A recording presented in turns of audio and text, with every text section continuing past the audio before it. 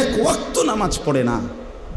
খোদার 365 দিন, একটা বছরে কোনো দিন যে ছেলেটা ফজরের নামাজ পড়লা না, তুমি কোন মার ঘরে জন্ম নিলা?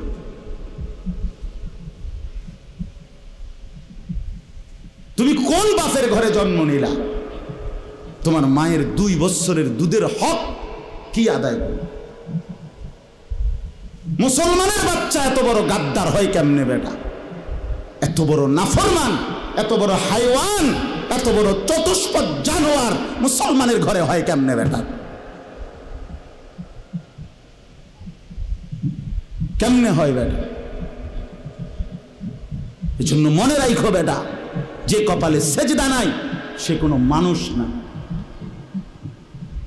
যে সেজদা দেয় না সে মানুষ নয়, মানুষ নয়, জানোয়ার। সে জানোয়ার, হাইওয়ান, এটা চতুষ্পদ জন্তু, এটা জানোয়ার, এটা মানুষ না। যে কপাল সেজদা দেয় না। কেন আসলি বেটা তুই পৃথিবীতে বেটা? শুধু ভাত, শুধু খানা, শুধু পেশাব পায়খানা, শুধু লজ্জাস্থানের চাহিদা, শুধু শাহওয়াত, শুধু জিনা, শুধু ব্যভিচার, শুধু নারী, শুধু উলঙ্গ ছবি। আরে এটা তো কুত্তা বিলার স্বভাব ছাড়া আর কিচ্ছু হইতে পারে না বেটা। এ তো জন্তু জানোয়ারের স্বভাব হইতে পারে বেটা। মানুষের ঘরে মুসলমান, অথচ সে তার আল্লাহকে সেজদা করে না। তো কি মানুষ হইলি বেটা? কি পড়ালেখা শিখলি যুবক? এই ছেলে কি পড়লি বেটা? কার জমিনে বড় হইলি? কার আসমানের নিচে রইলি? কি রে বেটা? আমরা চেহারা চিনি না? এখানে দাঁড় করাই এখন বেনামাজি। চেহারা দেখলেই তো চিনা যায়। বেনামাজির চেহারার মধ্যে তো কোনো দয়া মায়া থাকে না।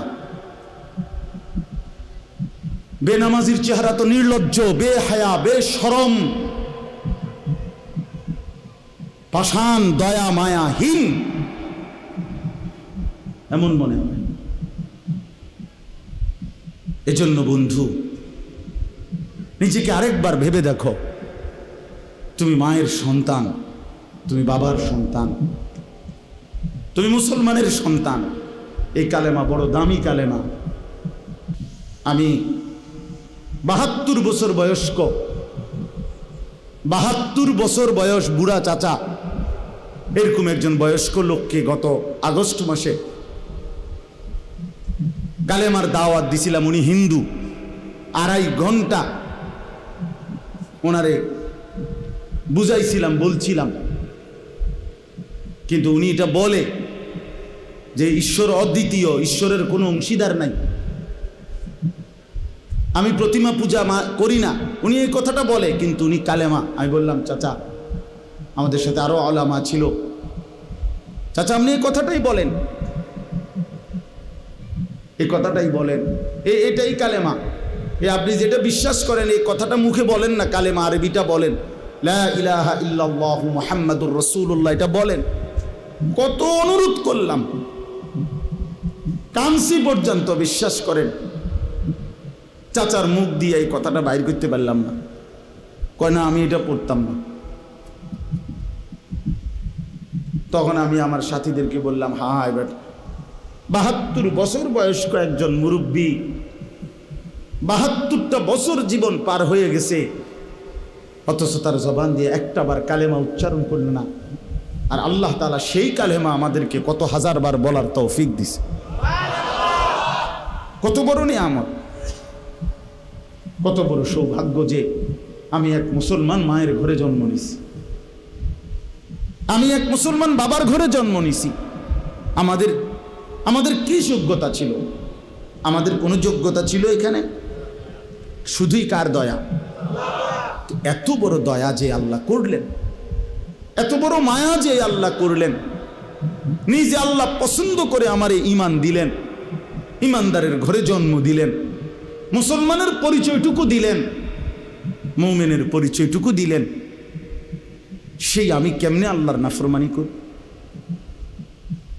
রাসূলুল্লাহ সাল্লাল্লাহু আলাইহি ওয়াসাল্লাম তিনি বলছেন যে আমি আসার পরে যদি আজ মুসা নবী জীবিত থাকতো, ঈসা নবী জীবিত থাকতো, নবীজি বলেন তারা দুইজনেও আমি মুহাম্মদের অনুসরণ করা ছাড়া তাদের কোনো উপায় থাকতো না। গোটা পৃথিবীতে আল্লাহ নবী সাল্লাল্লাহু আলাইহি সাল্লাম পরিষ্কার বলছেন আমার আবির্ভাবের পরে আর পৃথিবীর কোনো ধর্ম নাই, ধর্ম শুধু একটাই, আমার মাধ্যমে আল্লাহ তাআলা ইসলামের নাম হিসাবে যেই কালেমা, যেই ধর্ম, যেই বিধান আল্লাহ দিয়েছেন আগামীর ইসরাফিলের ফু পর্যন্ত এটাই বিধান, এটাই কালেমা, এটাই ঈমান, এটাই পরিচয়, এটাই জান্নাত লাভের একমাত্র রাস্তা। তো সেই পরিচয়টা আল্লাহ আমাদেরকে দিয়েছেন। আলহামদুলিল্লাহ আমরা নিজেদেরকে মুসলমান বলি ভাইয়া, তো তুমি আমি মুসলমান বলো, ভোটার আইডি কার্ডের মধ্যে, জন্ম নিবন্ধন সনদে, পাসপোর্টে, সব জায়গায় আমরা নিজেদেরকে মুসলমান পরিচয় দেই, আমাদের ধর্ম ইসলাম আমরা লিখি, তা আমরা কেন সেজদা করব না? আমরা কেন নামাজ পড়ব না ভাইয়া?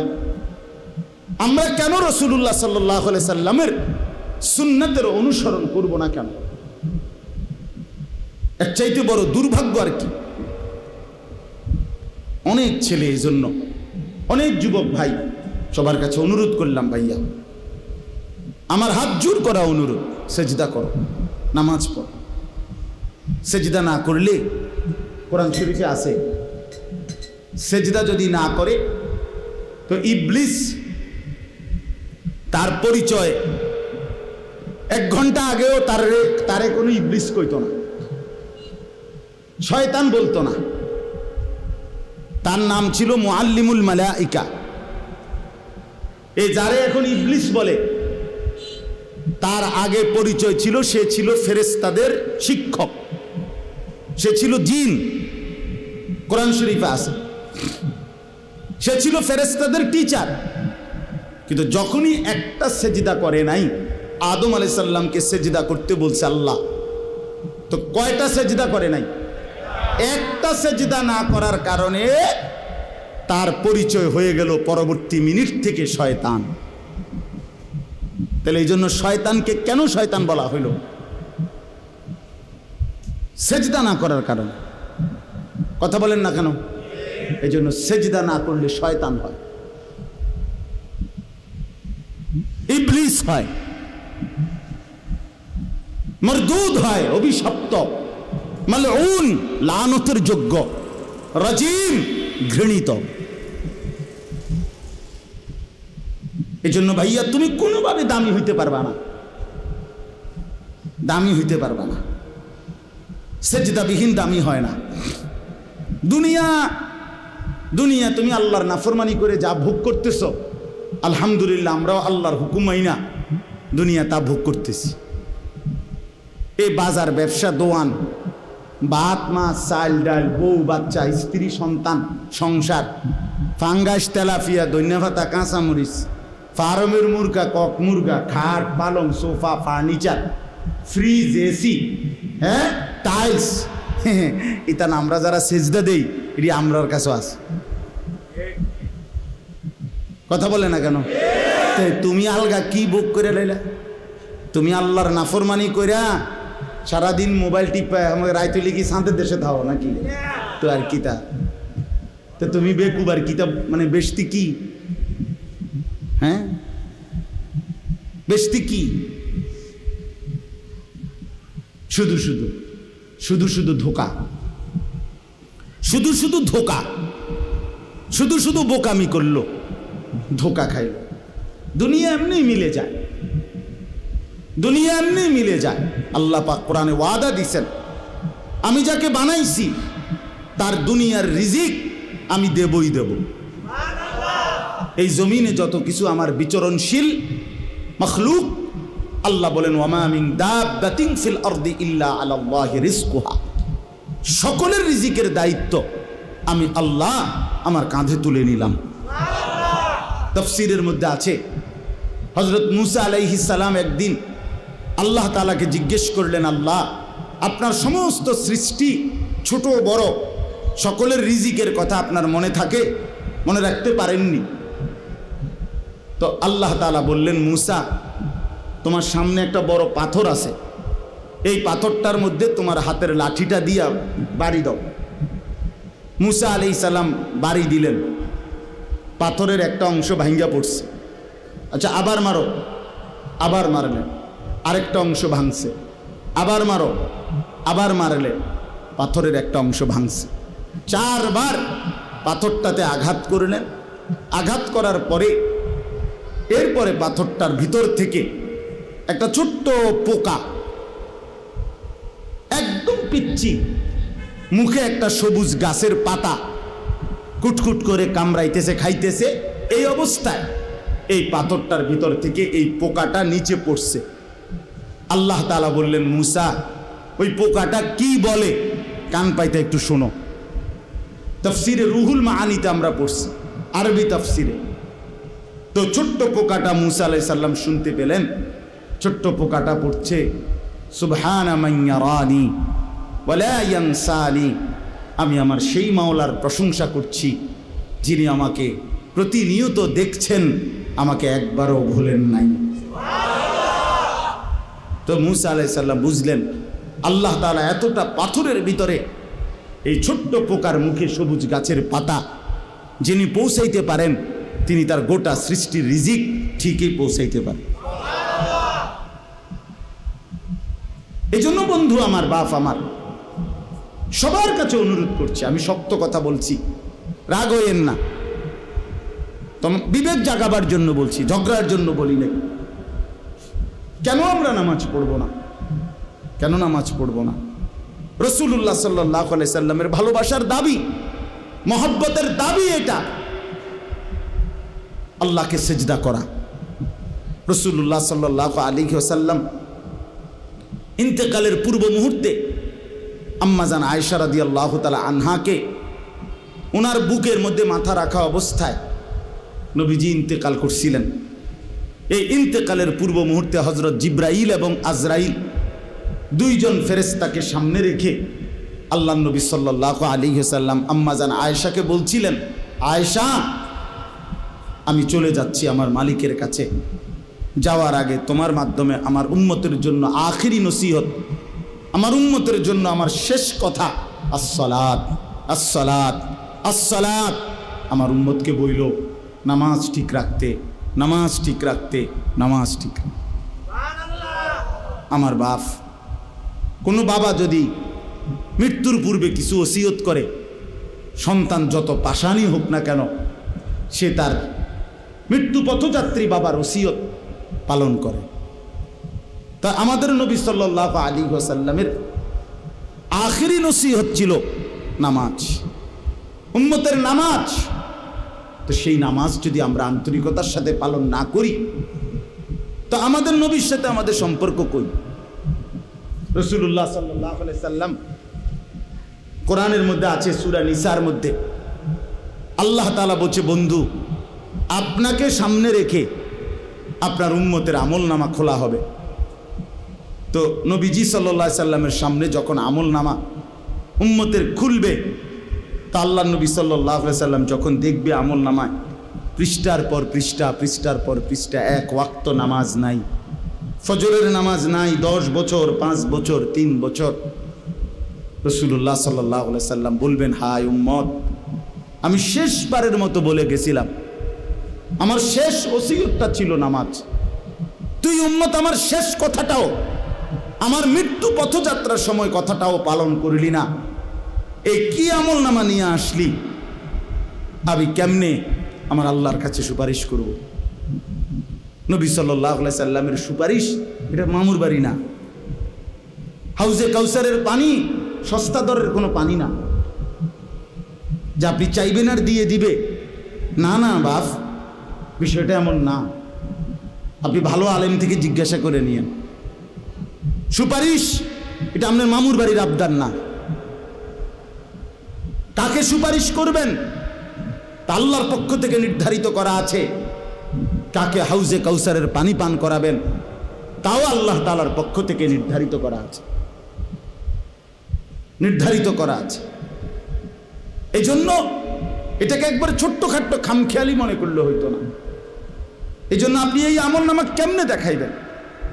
যুবক ভাই, তুমি তোমার এই নওজোয়ান কালের এই আমল নামাটা কেমনে দেখাইবা যে একটা সেজদাও নাই, ফজর জোহর আসর মাগরিব এশা নাই? এমন হইল কেন? এই জন্য আমরা যারা রাসূলুল্লাহ সাল্লাল্লাহু আলাইহি সাল্লামকে ভালোবাসি, আমাদের দায়িত্ব এটা 5 ওয়াক্ত নামাজ পড়া। কি পড়া বলেন? আসসালামু আলাইকুম, সবাই কেমন আছেন প্রিয় দর্শক?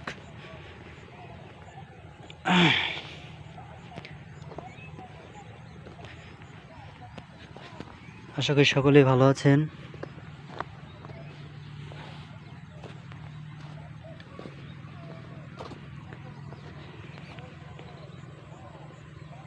এটা হচ্ছে হাওড়া অঞ্চল, সাতক্ষীরা জেলায় অবস্থিত।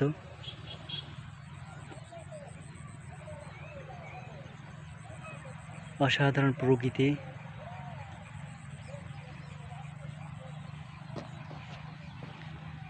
মনোমুগ্ধকর প্রাকৃতিক পরিবেশ। এখানে বৃষ্টিকালে মাছ চাষ করে এবং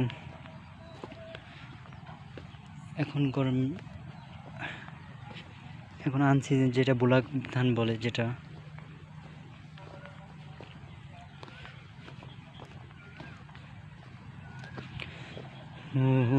মাঝি খবরদার আমার তরি যেন ভেরে না, আমার নৌকা যেন ডুবে না। মাঝি খবরদার, 3.5 হাত নৌকার খাজা, মন মাঝি রে ঘন ঘন জোড়া,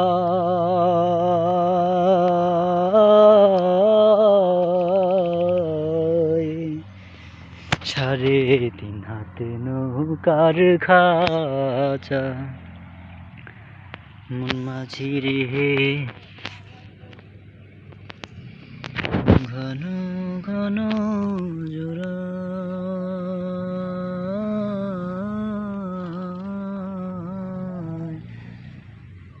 সেই নৌকা খান বাইতে আমার মন মাঝি রে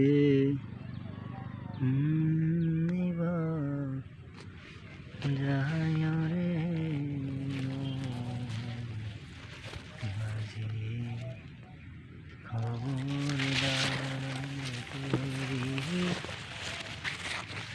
যেন ভেরে না, আমার নৌকা যেন ডুবে না। মন মাঝি খবরদার, 3.5 হাত নৌকার খাঁচা, মন মাঝি রে ঘন ঘন জোড়া।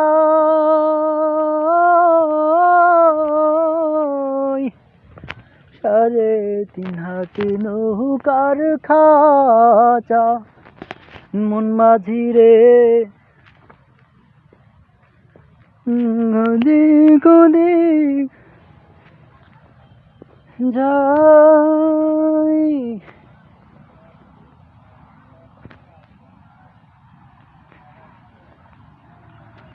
সেই নৌকা খান বাইতে আমার মন মাঝি রে।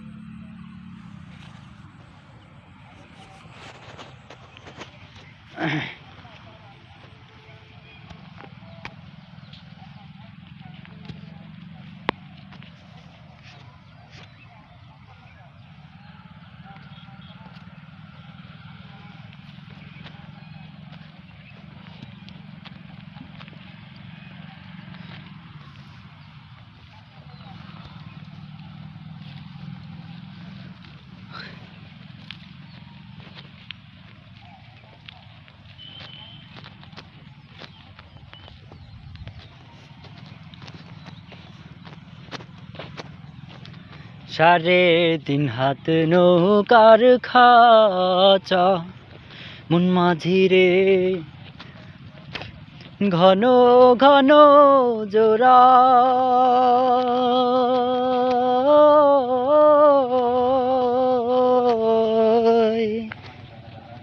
সাড়ে 3 হাত নৌকার খাঁচা মন মাঝিরে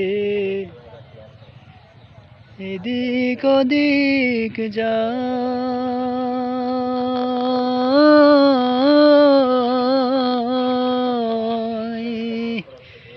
পেছন ফিরা চাইয়া দেখো রে মন মাঝিরে মেলা দিয়া যাইও রে মন মাঝি খবরদার আমার তরি যেন ফেরে না আমার নৌকা যেন ডুবে না মন মাঝি খবরদার মন মাঝি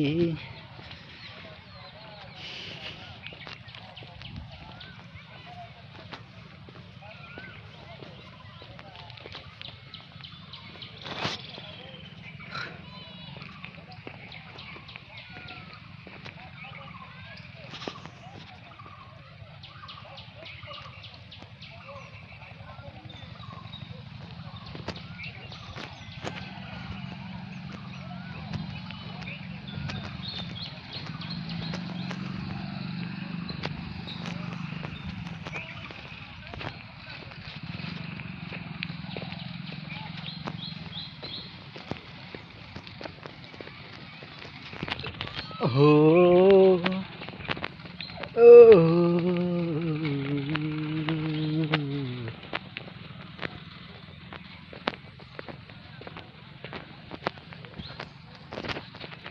দর্শক, আপনাদের একটি সুন্দর মুহূর্ত দেখার একটি জায়গা হাওড়ের ভিতরে, যেখানে আসলে মাছ সংরক্ষণ প্রক্রিয়া চলে এবং মাছ যখন মাছ নার্সিং করে কিভাবে করে এটা আপনাদেরকে দেখাবো, কিভাবে মাছ নার্সিং করে যাচ্ছি। দেখুন হাওড়ের ভিতরে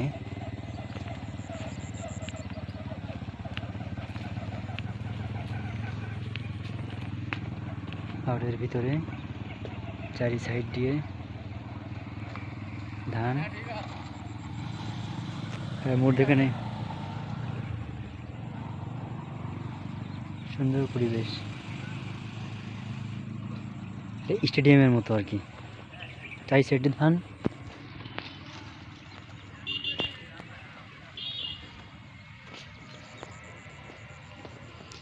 দেখুন চারি সাইড দিয়ে কিন্তু ধান, আর এর মধ্যখানে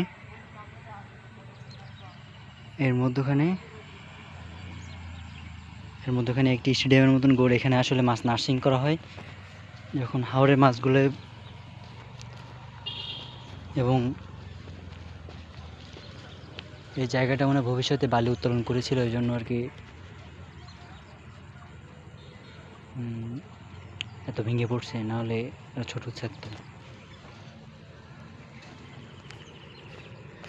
আসলে এটা এমন একটা প্রক্রিয়া যে আপনার যখন মাছগুলা যেগুলো পানি সেচ দিয়ে যখন মাছগুলো তুলে নেই উপযুক্ত সময়, তখন এত বড় এরিয়া তো আসলে মাছ মারা সম্ভব না। তখন